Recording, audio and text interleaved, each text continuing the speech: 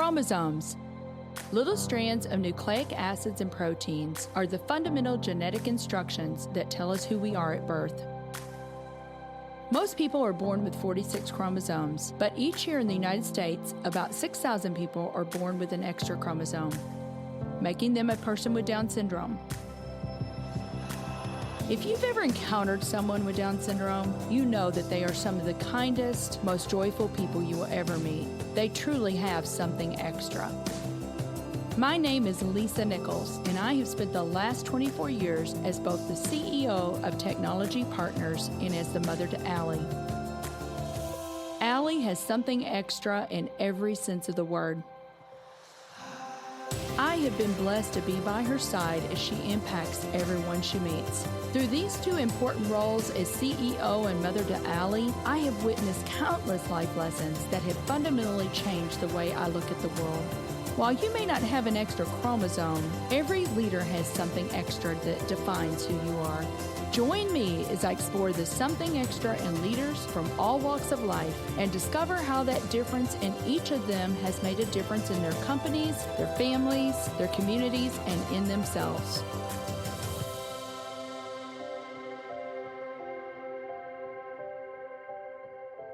I am thrilled to have David Hartley on the show today. Dave is a partner and the Director of Advisory Services at Anders CPAs Advisors.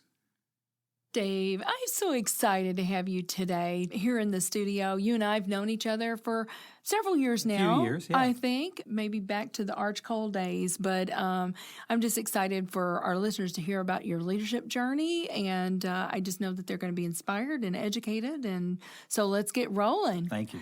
So growing up, what was growing up like for you? Oh, I actually grew up in Southern Illinois. So I grew up in Carbondale.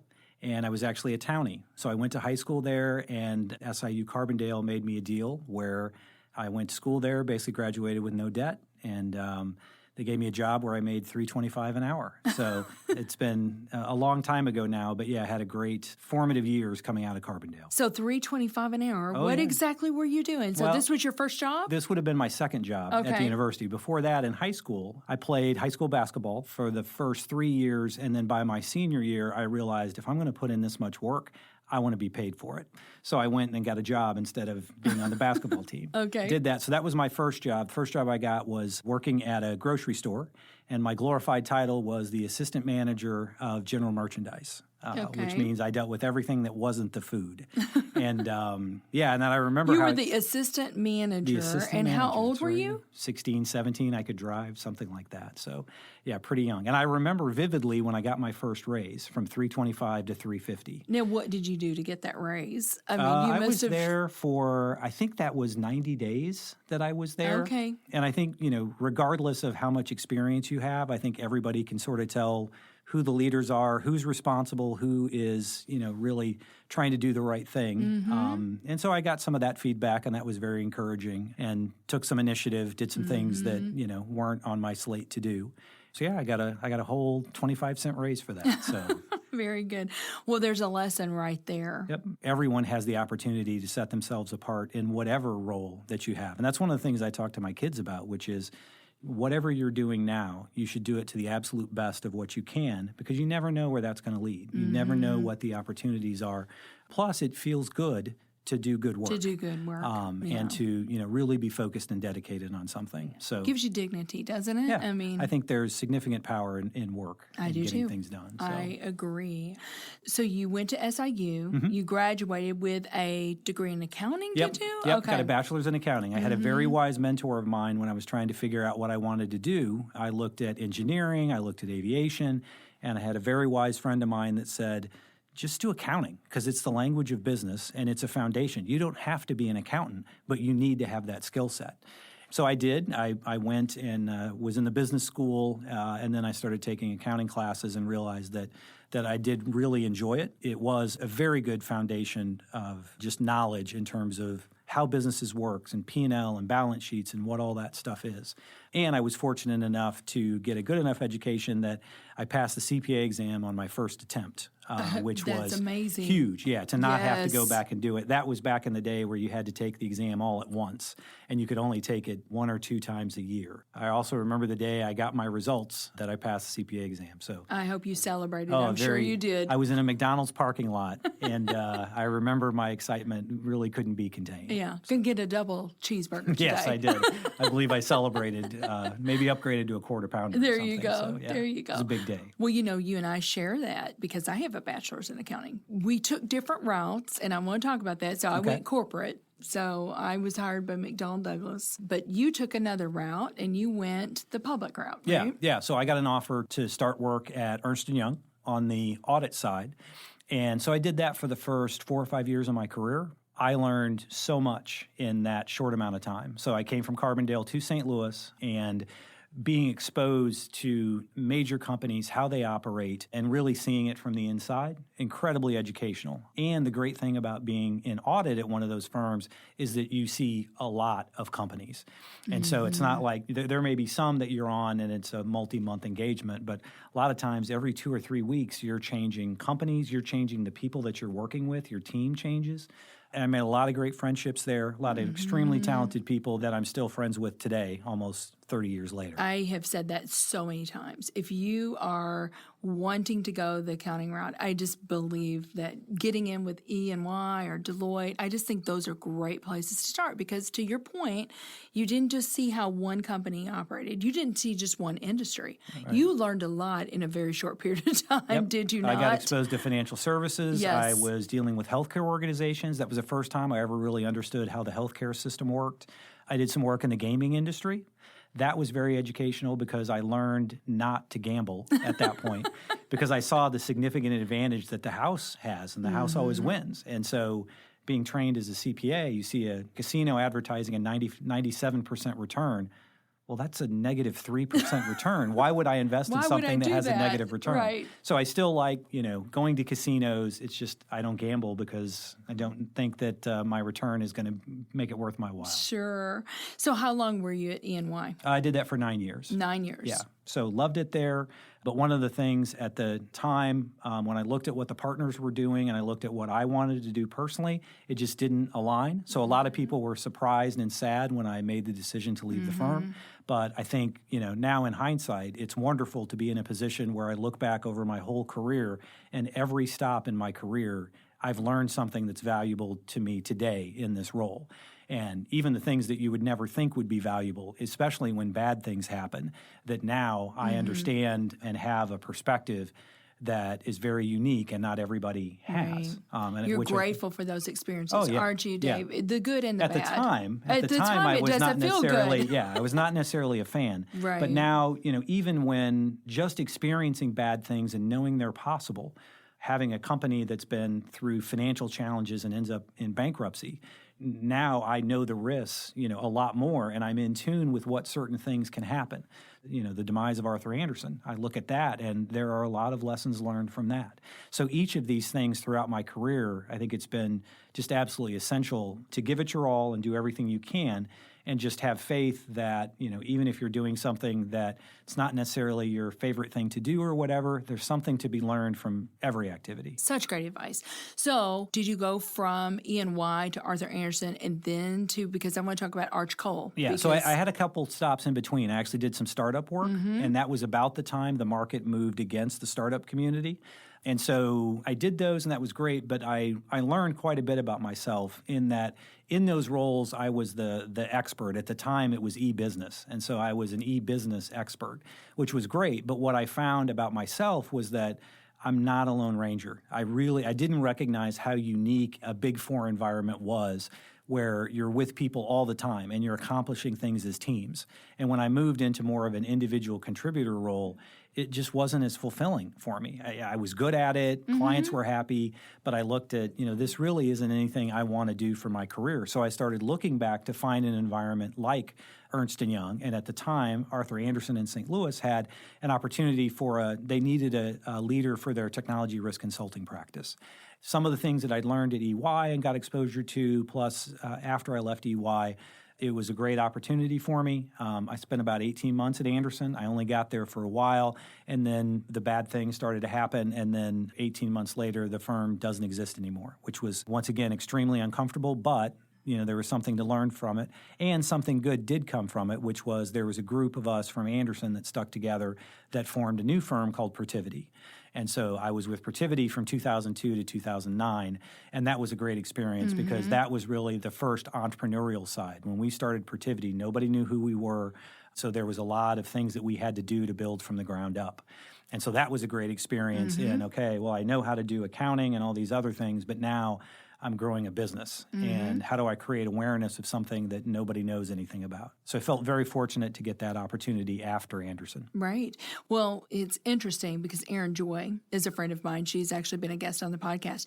And one of the things that we talked about, Dave, was that even in an organization, to kind of have an entrepreneurial mindset is a good thing. So you probably took what you did with Protiviti and some of the lessons learned there and then took that into your next assignment. Absolutely. And once you get the bug of really growing a business, it's hard to let that go. It's not enough to just do a job and have things be sort of the way they were. And that, I think, is a leader in terms of understanding that, we're there to really help. The organization is where it is today. Our job is to help define the future and then help people see that vision and then chart the path. And then lead people along the way. And I think getting exposed to that was a huge asset early in my career.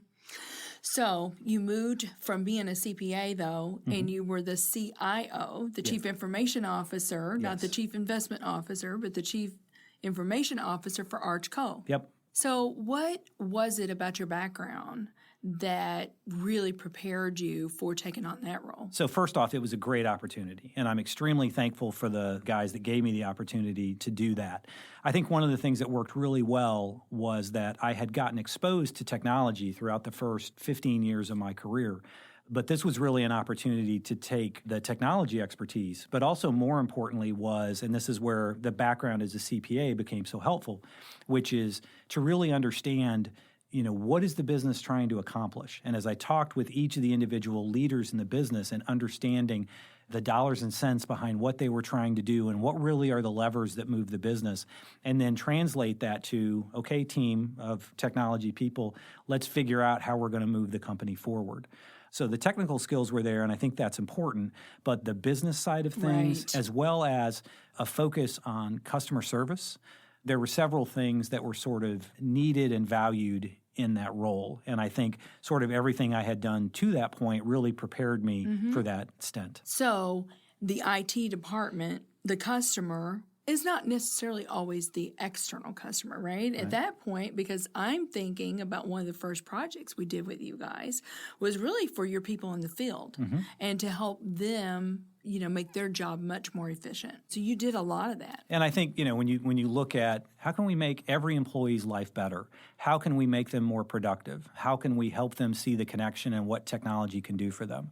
And I think that's part of really helping that, simplifying the message, helping people who are not technologists understand what technology can do for them and to not be afraid of it. So I think there's a lot of other things that a technology leader needs to do because most people aren't technology people.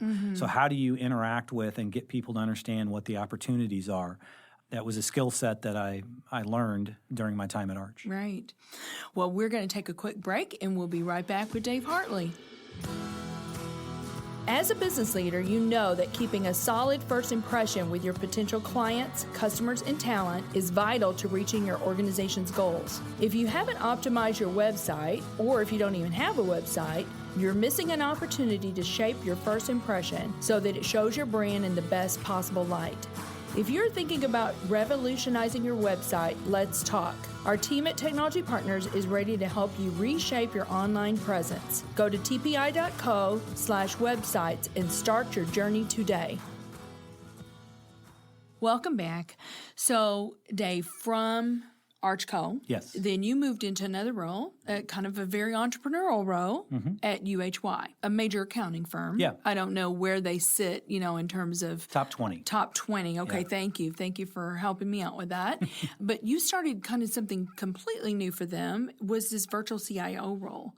We see that with our business even. Sometimes it's that middle market, that small to medium-sized business that Right. really need your help because Yeah. they don't necessarily have that CIO at the top that has the vision. Yep. So talk to us a little bit about that time at UHY and some of the things that you accomplished. Yeah, when you so were after there. I left Arch Cole, I had the opportunity to go to UHY. Great firm, a lot of great people there. I'm proud of my contributions in the time that I was there.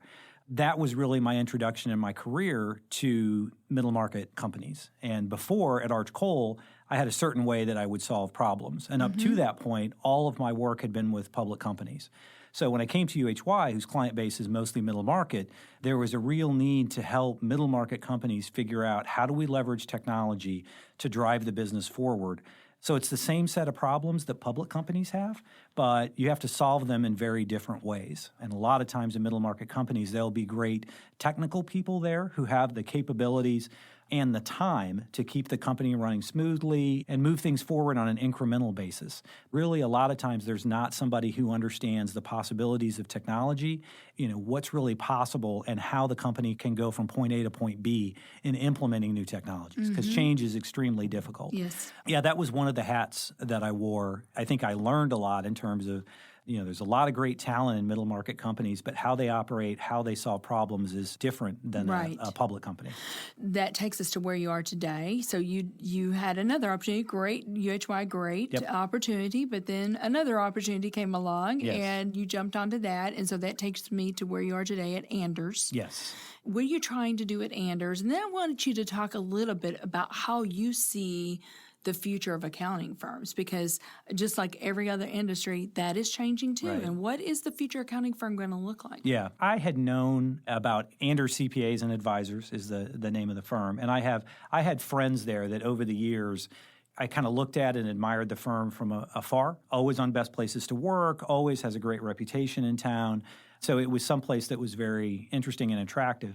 They had a need for somebody to come in. The firm already had an advisory services practice. So there was a technology, managed services, Microsoft Gold partner from a technology perspective, outsourced accounting, healthcare, litigation support. So already a great core of an advisory services practice, in addition to very strong audit and tax practices. But what the firm recognized that they really needed somebody to come in and serve as a catalyst for really growing the advisory services practice. So they talked to me about the position. It was very interesting, and I recognized sort of the unique opportunity, because that is one of the changes that we're seeing in traditional CPA firms, is moving away from being an audit and a tax provider and being the most trusted advisor to really a shift towards how do we help these companies succeed. That's great that we can do a tax return or give them an audit, but really if we're not doing something to impact the company in a positive way, help them grow, increase EBITDA, increase the valuation and worth of the company, what is the owner trying to accomplish? All of those changes are really happening now, that move away from traditional CPA services to really being more of a true business solutions provider. And that's what we at Anders see the opportunity to do. We have a great client base, and they have a lot of needs that right now they're trying to find different providers to meet those needs. And we think there's an opportunity for us in a certain subset of those opportunities to really deliver very high quality, cost-effective solutions to middle market companies. So that's really the opportunity that we're looking at, is trying to figure out how can we help our clients succeed. And then if we're able to do that, then that's naturally going to have good things for the firm. Right. So I'm just thinking about maybe some young people that may be out in the listening audience right now and thinking about possibly an accounting career. And I think that's really good to let them know it's not just going to be about T accounts. It's not going to be just about debits and credits anymore. Yeah. It's more of what I would consider more of a holistic view to help these companies. So if you're out there, I mean, that may be something that would appeal to you. And just how do you map and come along as a trusted advisor to the clients that you're serving and whatever it is that they're needing. Right. And I think when I look back, that was almost 30 years ago that I got that advice. Accounting and CPA is really the language of business. Right. It's still true today. And I think, the more that people can really understand that, I think it does make them more, wherever they go. If they decide they want to be a CPA, they want to do public accounting, they want to do consulting, that's all great. If you want to start your own business, if you want to work in a company, there's so many different directions that you can go. And it's got that flexibility.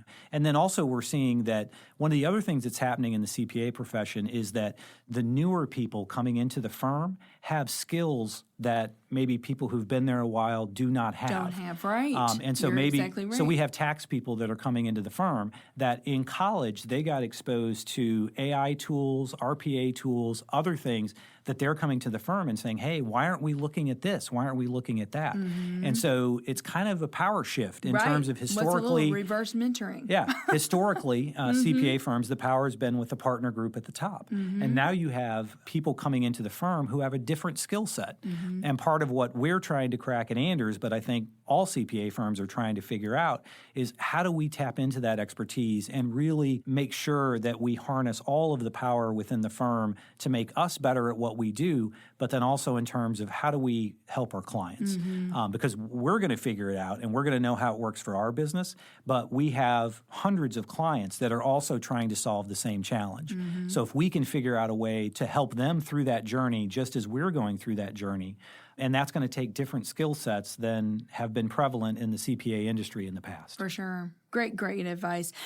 So we launched the Technology Leadership Experience in June of 2019, and this is really our program that is taking the best and the brightest IT people and teaching them core competencies, like how to lead change, how to lead an IT team, how to market the value of IT to the rest of the business.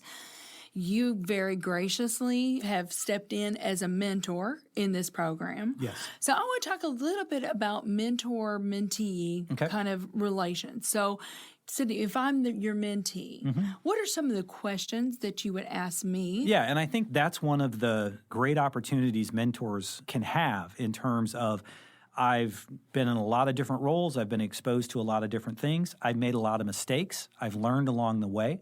And I do like the program from the standpoint of I'm able to talk to mentees, and that's really where to start, which is to help understand their background, their story, because everything's unique. Every person has had a different journey. They've done different things, and I think that's important to really know and understand. There's no one solution for everybody. There's no one goal. That really is probably one of the things that I think is most impactful is to ask those hard questions. Because a lot of people in roles, they may be struggling with an issue, but they don't have anybody that they can talk to. Right. They don't have anybody that they can say, I'm not getting along with my boss, or I don't like the company anymore. I don't agree. To have somebody that is independent that you can have a conversation with and that will ask you those hard questions and then give you some feedback on if you're not thinking about this, you should. So one example, okay, so this person is in a role and basically a new boss came in to work with this person. And so I listened to the story and understood where things were at. And then the question, was, so help me understand, what have you done to make the new leader that came into the organization, how have you helped that person with their integration into the company, and what have you done to help that person succeed? And those are the types of questions that I think asking maybe some difficult questions coming from a perspective that that person doesn't have, and then just the ability to be candid in terms of, there's no right or wrong answer. Whatever the mentee is thinking, it's not necessarily right or wrong. It's more so that maybe I can give some additional commentary or share some of the lessons that I've learned in terms of, hey, I made that mistake. I made that mistake 10 years ago, 15 years ago. You don't have to make it again, or at least you should be thinking about these things. These are the things that I learned. I was a great individual contributor, but then when I had to shift to try to lead others, these are some of the things that I struggled with. I think having that, whether it's your own personal advisory board or people that you do have a formal mentor-mentee relationship, I think there can be huge value in that. I totally agree. I mean, no one gets where they want to go by themselves. Yeah. And so and as you go further in your career, you realize it's less about you and it's more about the people around you and what can you do to help them accomplish their goals. So this is something extra. Dave, what do you believe? It doesn't have to be one. It can be something extras that every leader needs. I was thinking about this in advance. I had a chance to listen to some of the prior episodes. It is, when you think about the environments that I've been in, I came out of a traditional CPA training ground, went through Big Four. I shifted, a lot of the organizations that I've been in, it's been sort of my responsibility to help change the organization and move it forward. So I'm thinking, okay, well, we can talk about change, but at the end of the day, if you haven't established the vision of where you're going, and people don't understand the why of what we're doing and where we're going and seeing the destination, you can you can move cheese all around. But at the end of the day, if people don't understand this is where we're going, and that's one of the things I really like about Anders, is that we have a very clearly defined vision, mission, and core values. And as I look at what I've come in, the firm already had that as a North Star that we were moving towards. My role is to help be a catalyst for the firm to achieve those things. There's a combination of change and optimism, but it really is, it starts with vision. Yeah, if you don't have that and you haven't spent the time to really understand that.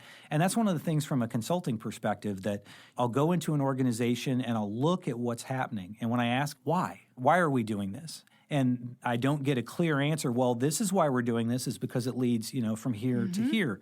Without that linkage and without that knowledge, and that's what higher level leaders need to do, is to help people understand wherever they are in the organization, whatever their roles are, that this is where we're going as an organization, and this is your role and your part in how we're able to get there.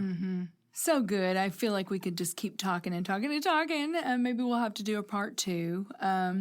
But to wrap this up, tell me, is there something that's coming up, Dave, that you're excited about that possibly, our listeners could get involved in? And if so, how can they get involved? Yeah, so probably when I think about my passions outside of work, one of the things that I've been actively involved in is an organization, a St. Louis-based nonprofit called Memory Care Home Solutions.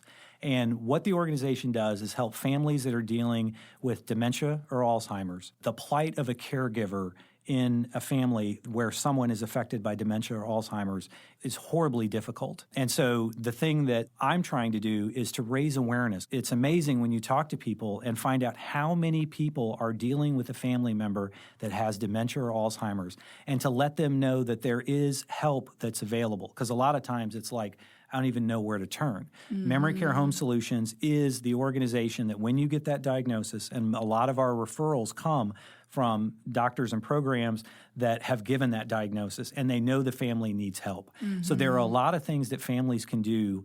We work with the caregiver as well as help with the person that's actually suffering from the disease. But there are a ton of resources that are available. So the thing that I kept hearing, I've been involved with this organization for about 5 years, and I've got a personal connection to it.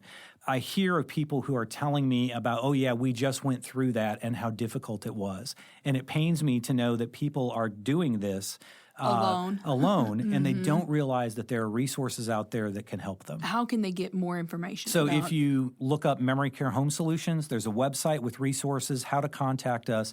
We have intake specialists that when you call, basically we will connect you, understand where you're at in the journey, and figure out how we can help you, what resources we can connect with. If we come into the home and teach you or train you on these certain things, based on where you're at in the progression of the disease, these are the things that will help you. These are the tough decisions that you need to make that we can give you some insights into. Wonderful. And it's really the plight of the caregiver, I think, is not well enough understood until you go through it. And then once you've been through it, I think then it just opens up a whole world of what people are dealing with and how difficult these situations can be. What a great service. It's a great organization. Great organization. And, That's I'm wonderful. Proud to be involved. Right.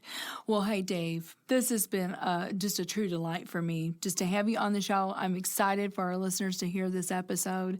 And so thank you for making the time today. Absolutely. Thank you. Thank you for listening to today's show. Something Extra with Lisa Nichols is a Technology Partners production. Copyright Technology Partners, Inc., 2019. For show notes or to reach Lisa, visit tpi.co/podcast. Don't forget to leave a review on Apple Podcasts, Google Play, or wherever you listen.